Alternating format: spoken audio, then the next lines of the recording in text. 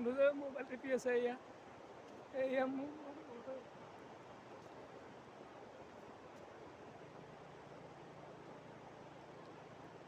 যিসকলে মোৰ ভিডিঅ'টো নাই চোৱা আৰু